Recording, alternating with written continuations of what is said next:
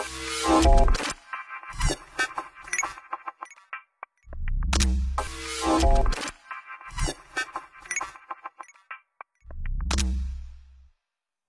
yang jadi masalah muhanya baik aja.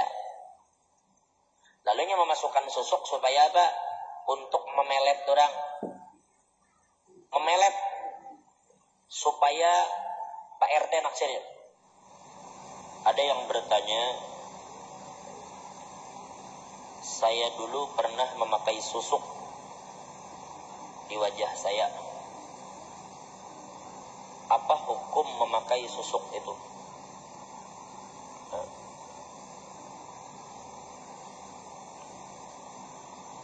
Sekarang kita lihat dulu susuk itu kayak berak.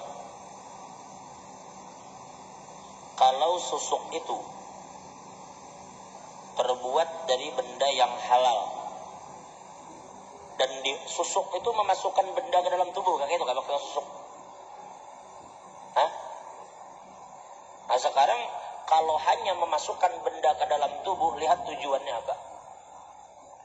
Kalau tujuannya melakukan pengobatan dan memang dokter yang kompeten menyuruh untuk menanam benda itu, ini kita bicara perluas dulu lah. Belum kada bicara susuknya, karena susuknya ditanam oleh dia. Ada yang menyucuk di dagu, ada yang di pipi, ada yang di bawah bibir. Maaf, ada yang di kemaluan. Ada yang di kemaluan. Wah, dahulu ada orang tolak umroh berbunyi metal detektor, buka jaket tetap berbunyi, buka pendeng tetap berbunyi, buka sepatu berbunyi, buka baju semua anda ibarat sempak jadi tetap berbunyi. Sakalinya guru beguniai nang itu dibuatinya pelor, pelor sepeda ditanamnya di situ. Coba sanggup aja menanam pelor di situ. Apakah maksudnya? Susuk pelor ini. Kayak ini aja dulu. Kita akan bicara apa hukumnya menanam benda asing di tubuh. Kayak itu aja lah. Paham lah? Baru kita kerucutkan ke susuk. Menanam sesuatu benda asing ke dalam tubuh, apabila tujuannya untuk pengobatan dan memang bersumber dari orang yang kompeten di bidang itu, hukumnya boleh. Jelas kan? Memasukkan benda asing ke dalam tubuh apabila tujuannya untuk melakukan pengobatan dan memang yang mengatakan tuh orang yang memang ahli di situ, boleh. Contoh, memasang pen ke dalam tubuh atau memasang apa sih namanya, model bukan ring tetapi alat pacu jantungnya berbentuk model kayak kotak, itu ditanam ke dalam dada. Atau orang yang bypass, ini ada orang yang jantung itu dipasang ring, atau bisa juga uratnya diganti. Jadi urat itu diambil, urat dari paha ini ditatak, yang di dada ini ditatak, ganti lawan. Karena yang di dada itu uratnya sudah rusak, dipotong itu diganti. Yang di paha misalnya di mana andak di situ. Kalau naudzubillah min dzalik, kalau kada mempan juga sudah terlalu parah, dasar bujur berganti macam pipa di dalam awak deh, andak. Naudzubillah min dzalik. Boleh lah itu, boleh. Paham lah maksud penjelasan ini?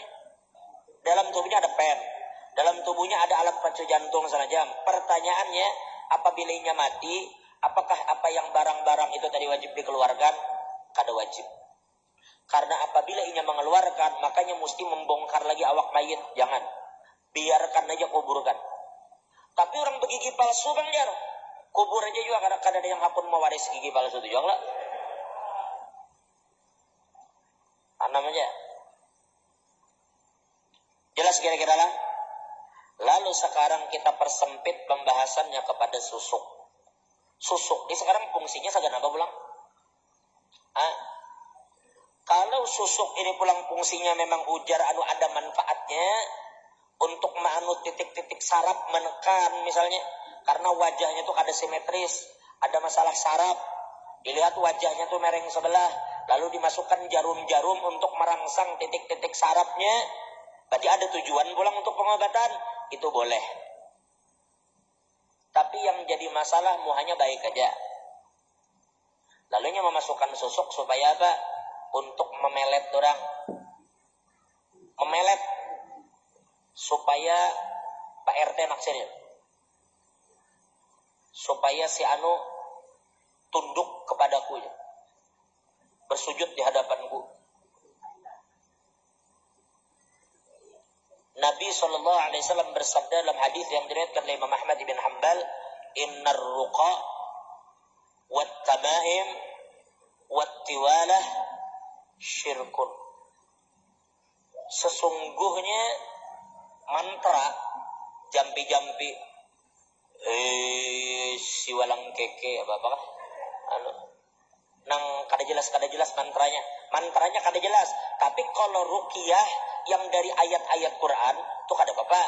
Orang sakit kepala bacakan di kepalanya law anzalna hadzal qur'ana ala jabalin dan seterusnya, kada apa itu. Tapi nih kada jelas pokoknya nang bacaan kada jelas sambil menjapai kepala orang anu arehe apa bahasanya kada jelas, mantra-mantra paham maksudnya. Ujar Nabi, innar ruqa wat tamaim, begitu juga menggantung berbagai macam jimat bergantungan ibak di awak, jimat yang kada jelas.